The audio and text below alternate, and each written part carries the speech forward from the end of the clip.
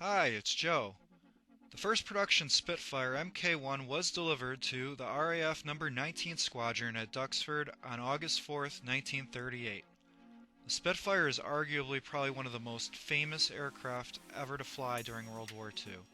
This particular plane was flown by John Gillies, and on an evening patrol over Dunkirk on May 23, 1940, his plane was shot down. John Gillies would remain a POW until the end of the war. Let's start this build off by taking the pieces off of the sprue for the cockpit and assembling and painting.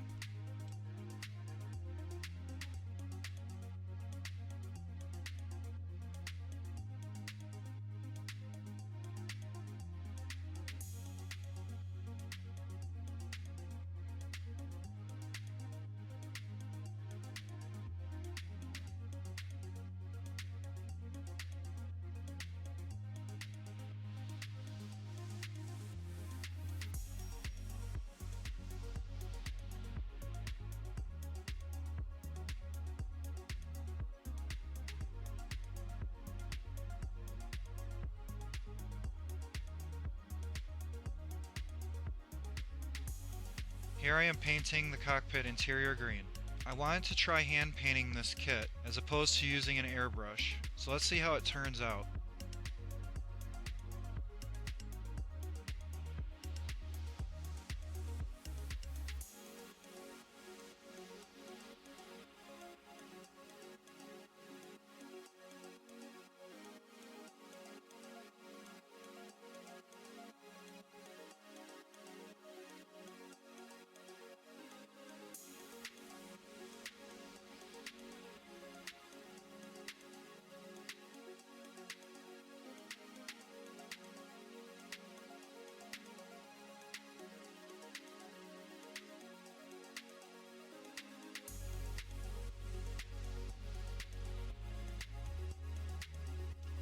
Next I am painting the interior details flat black as well.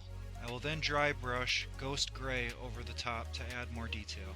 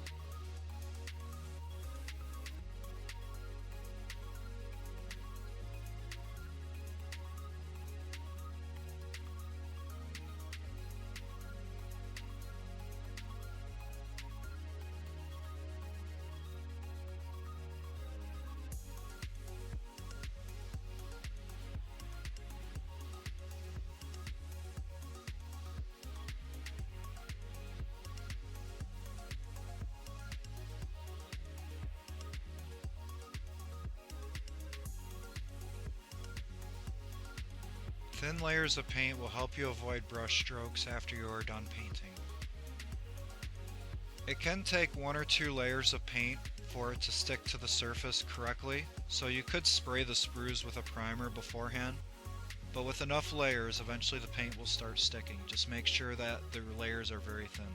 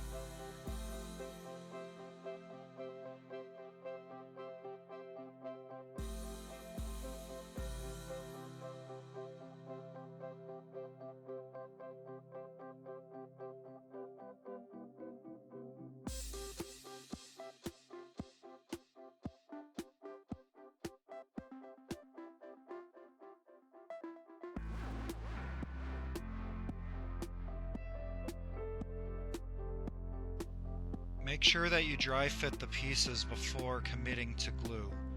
On this particular build, I found that one of the connector pins was not fitting correctly, so I had to cut it off. Also, the cockpit was very finicky when I tried to place it in there, but I was able to get it eventually with some patience. I still feel like the two halves didn't fit together correctly after I put it in, but I was able to use filler later on in the build.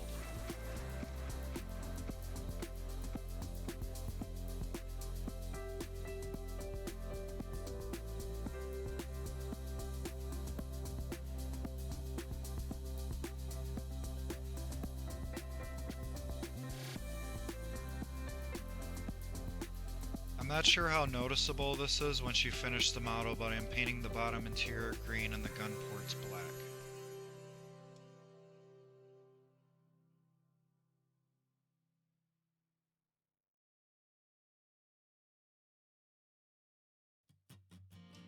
The fit of the wings and to the fuselage assembly was okay, but it does require filler once you are completed if you want to close those gaps off. There are two noticeable ones around the wing root and in front of the cockpit that need to be addressed.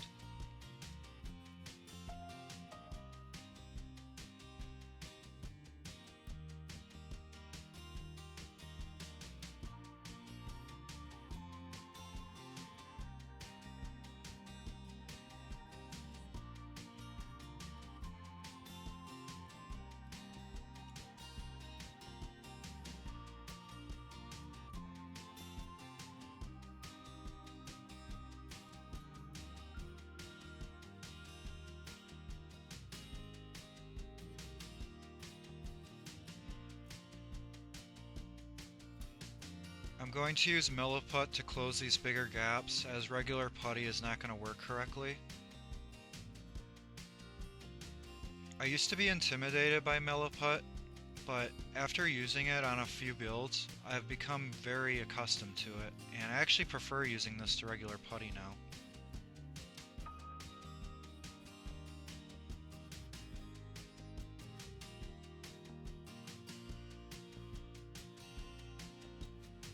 It works exactly like regular putty, but you can use water to sculpt it, and it has a really long working time. I can usually work with it around an hour. The only disadvantage is that it does have a long working time, and if you just need to close a quick gap, then regular putty might be a better choice.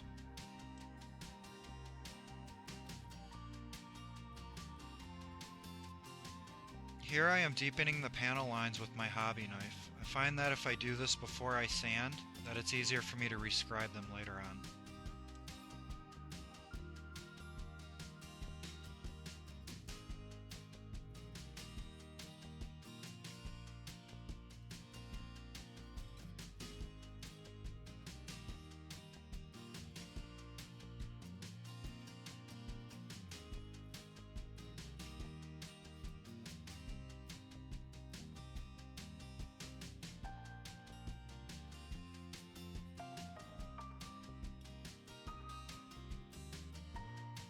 I am using Mr. Surfacer here to hide the seam line so that after I get done sanding I won't be able to see it anymore.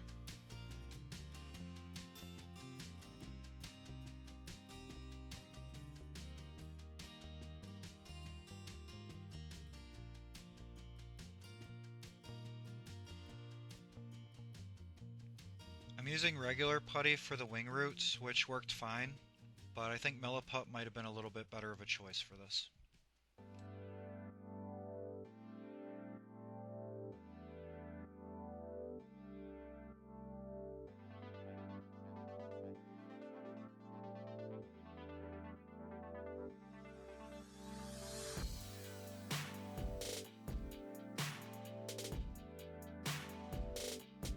And now I am just rescribing those panel lines back after sanding. You could use a rescribing tool or a saw for this as well.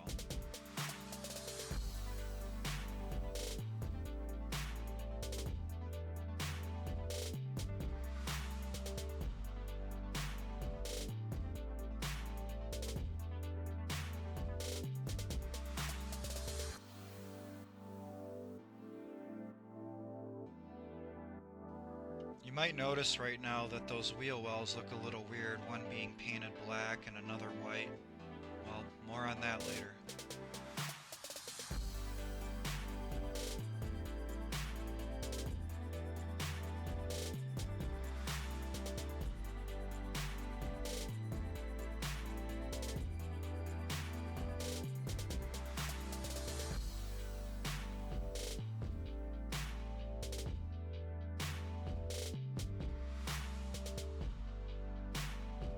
The white and black underside markings are what drew me to this kit in the first place.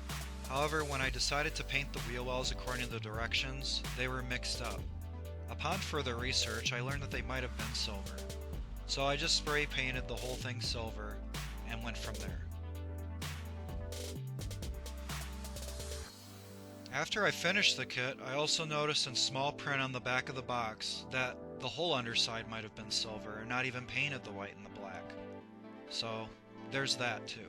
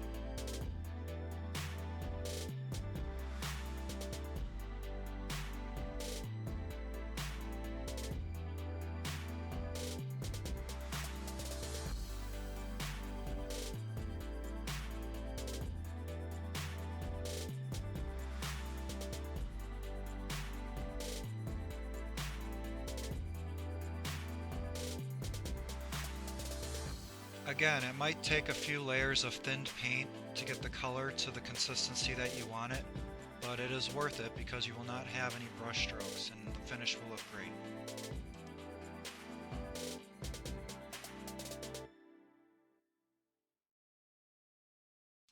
It is nice hand painting the kit as opposed to airbrushing.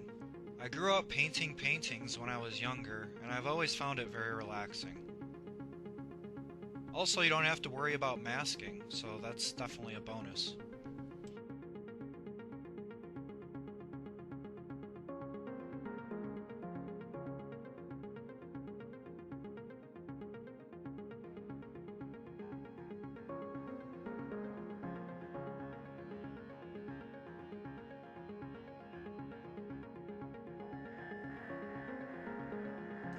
For the camouflage pattern, I just followed the back of the box and made a line where I thought the pattern was. I used XF61 dark green to fill in these lines until I had the pattern complete.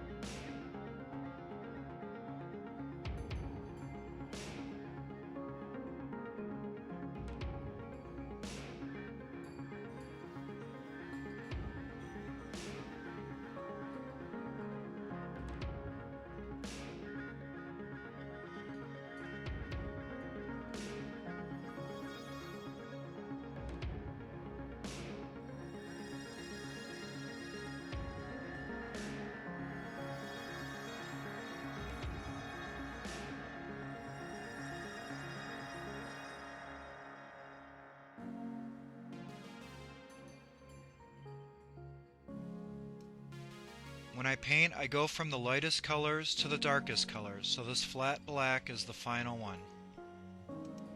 I like this because as you progress, you don't have to use as many layers with the darker colors, so it gives the illusion that it's getting easier and faster as you go.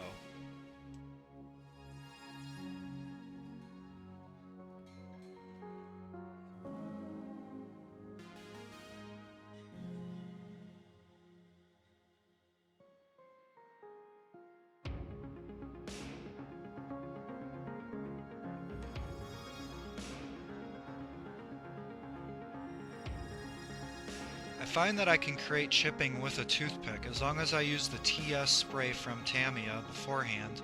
It won't affect that silver underneath. so I can scrape the top paint away and create this effect.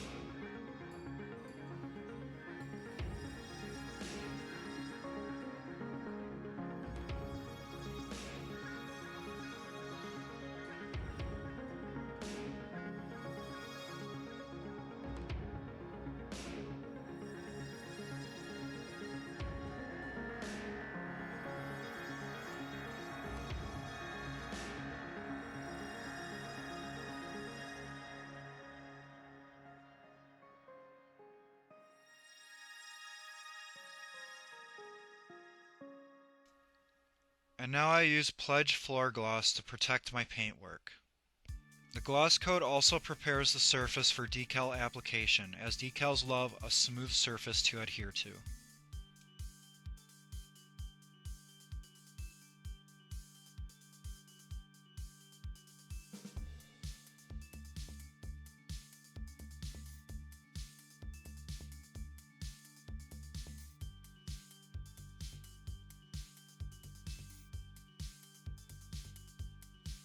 I paint on micro set before the decal. This will help me move the decal around to the correct position. Once you are happy with where the decal is at, you can then use micro sol to really set in the decal and make it look painted on.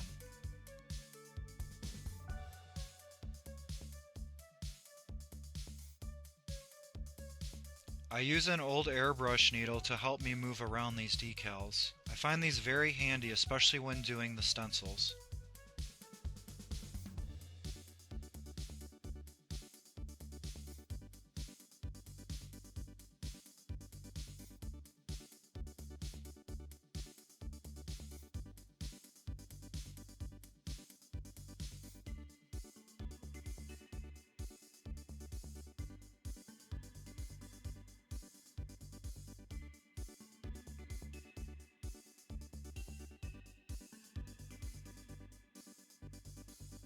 There are quite a few stencils, so I wouldn't blame you if you didn't put all of these on. However, I chose to.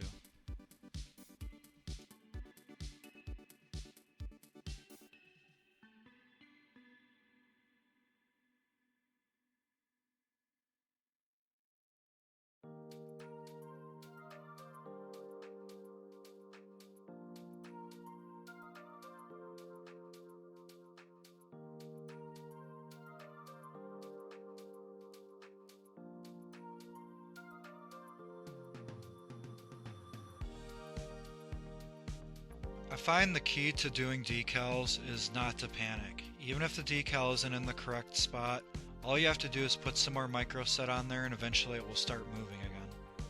Panicking is probably the worst thing you can do because you can end up pulling too hard or ripping them up. There is a stripe towards the tail of the airplane that I could just not get in the correct position. I had to keep telling myself just to take it slow, and I ended up cutting the decal in half to try and make it fit better, and I was satisfied with the result, but I could have always painted it on if it didn't work out, so in the end it wasn't a huge deal.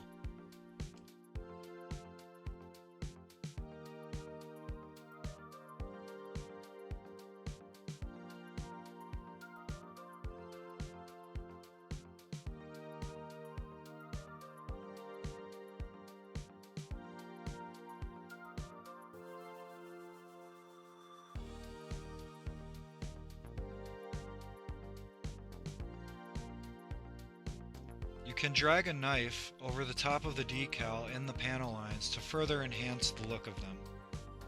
Just make sure not to cut into the decal too much or get into the paintwork. You can apply microsol after this to have the decal conform inside.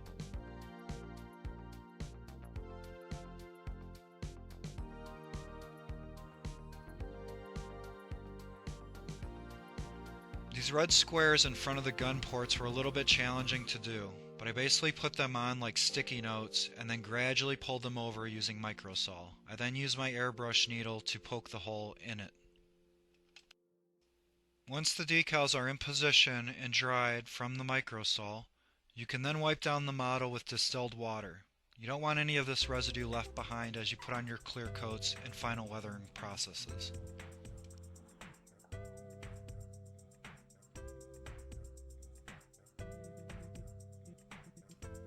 You can put down enamel thinner ahead of the Tamiya panel line accent color to help it flow into the panel lines better. I think there is a little bit too much on here, but you get the idea.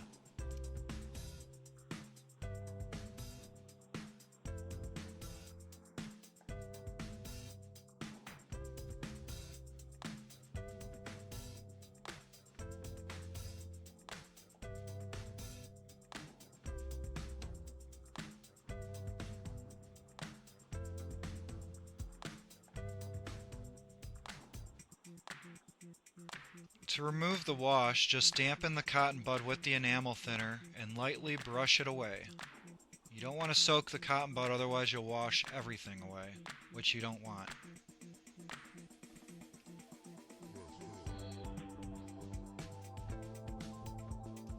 A micro brush can come in handy for those hard to get spots. I find them very useful for this.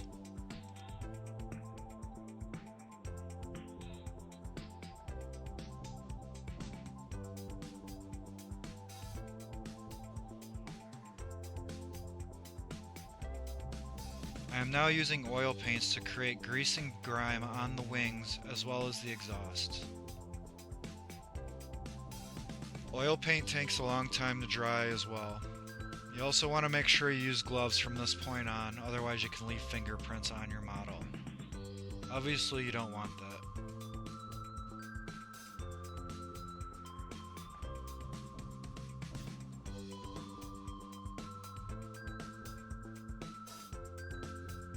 As you can see, I cut off that long pointy thing off of the propeller because when I first put that on, it basically cracked the whole seam line into the nose of the airplane. I made a video about how to repair this, but in case you're wondering, that's why that's not there. With everything in place, I then spray the model with a matte varnish. So normally you would put the canopy on before you paint it and then fill any gaps at that time. Since I waited to do this, I found this out after I painted, so I had to use some Milliput to fill in the canopy gap. I wasn't sure how this was going to work out because I've never done this before on top of paint, but in the end it worked out great.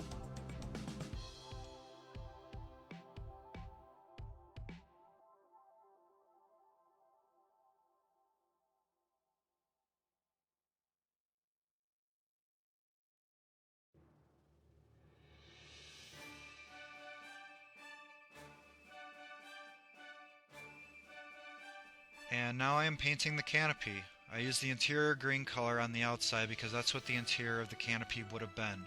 I then used the dark green color over the top.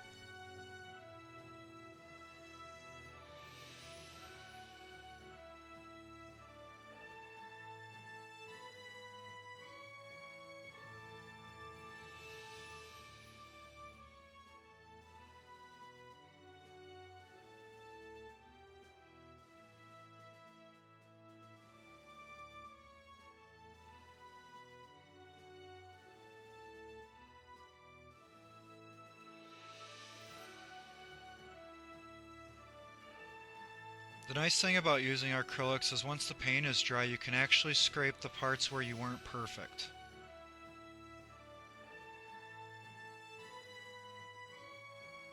Don't forget to brush on a satin varnish over the top of your paint to protect this.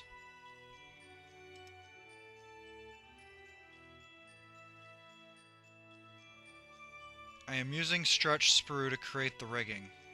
Make sure you do this outside as it creates black smoke that can be harmful to breathe in. Oh, and say hi to Josie.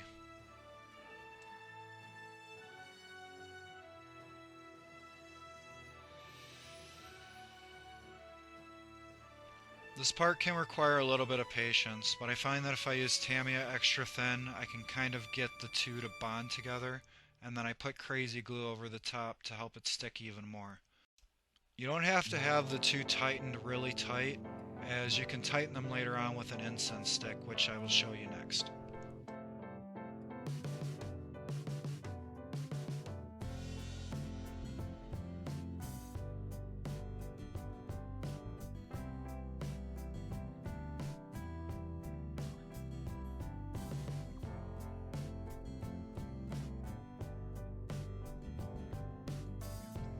If you hold it too close to the flame, it will break, but if you look real closely here, you can see it stretched tight.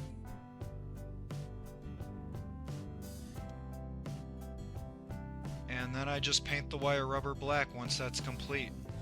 And that finishes off the build. Thank you so much for watching. If you liked this video, leave a like, subscribe. If you have any kind of constructive criticism, I'd like to hear that too. Thank you and have a great day.